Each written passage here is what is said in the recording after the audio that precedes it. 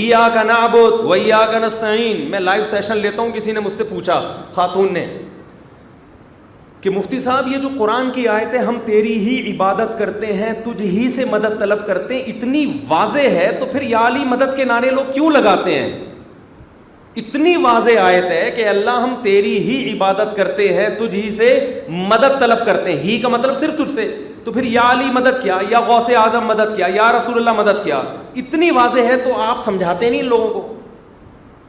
میں نے کہا یہ اتنی واضح ہے, آپ کی سمجھ میں آ رہا ہے, لوگوں کی جو مشرک ہے اس کی سمجھ میں نہیں آ رہا, عقل ماری گئی ہے.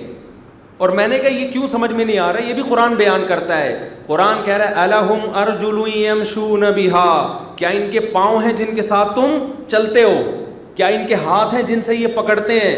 پھر آگے قرآن کہتا ہے لہم قلوب لا یفقہون بہا, ہم نے بہت سے لوگ پیدا کیے جن کے دل ہیں اس میں سمجھنے کی صلاحیت نہیں ہے. ہندو بتوں کی عبادت کرتا ہے, پتھروں کے بنے ہوئے بتوں کو پوجتا ہے, کوئی سینس بنتی ہے؟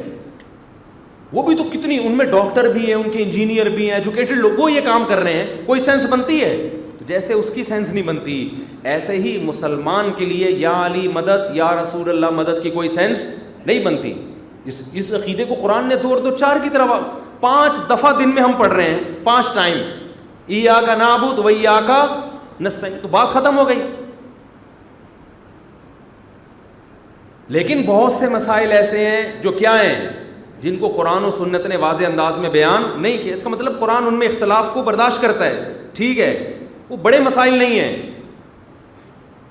تو الحم سے لے کے والناس تک قرآن جس چیز کو فوکس کر رہا ہے وہ ہے لیبلوکم ایکم احسن عملا, اللہ تمہارے عمل کو دیکھے گا تم کرتے کیا ہو, اس لیے تمہیں پیدا کیا ہے.